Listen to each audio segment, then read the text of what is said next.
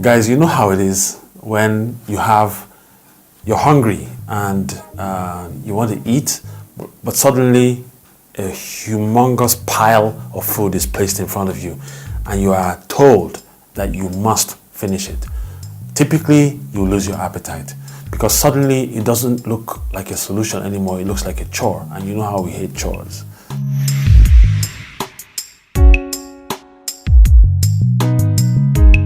So the same thing applies when you're trying to learn a new skill. Take it one function at a time.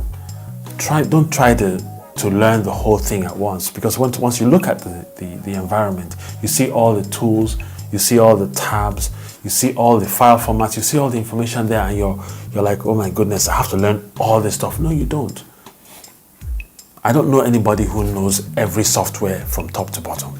You pick what works for you, you build on it. I once tried learning 3D Studio Max about some time around 2002 or so, 2001. I had the book, the user manual, and I started reading it. I started from the beginning. I was studying it, and it became even scarier. I wasn't making any progress until the day I decided, you know what, drop this book. You've just pick one aspect of this thing, take one little chapter, one function, and then jump into the computer and try it. So that's what I did. And I began to build, and I actually created something with it, with just a few skills. So what I do is I learn one function and I master that particular function. I learn how it works from top to bottom. If, like, for example, PowerPoint, you learn how to use transitions very well. So you build your presentation slides and all you use is transitions. You become a transition god. You know how to switch from one transition to another, how to make transitions, do backflips in your presentations. Do that.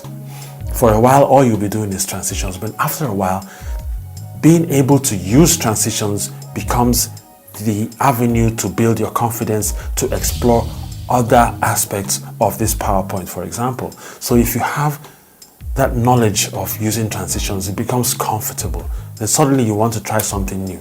But by that time, you're already an expert with transitions.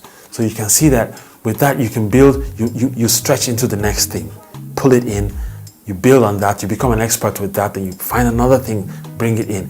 Just what works for you. Some people are very good with numbers, some people are very good with figures. Different people will find different areas of comfort when they get into that software environment. You don't all have to learn in the same way, but just jump into it and build on that thing that you find the greatest joy doing. Love it, enjoy it. Keep doing it till it's part of you, and then you can move on to other things. You will never forget that one you've learned first. It's just like driving. No matter how long you've stayed away from driving, you will, once you get back into a car behind the steering wheel, you drive. It doesn't go away. Work, use it, use the tools. Don't try to learn it by reading it. Learn by doing. Learn by doing. This is a piece of advice I gave myself many years ago, and it's been working for me ever since, and I suggest you take it. I'll see you guys.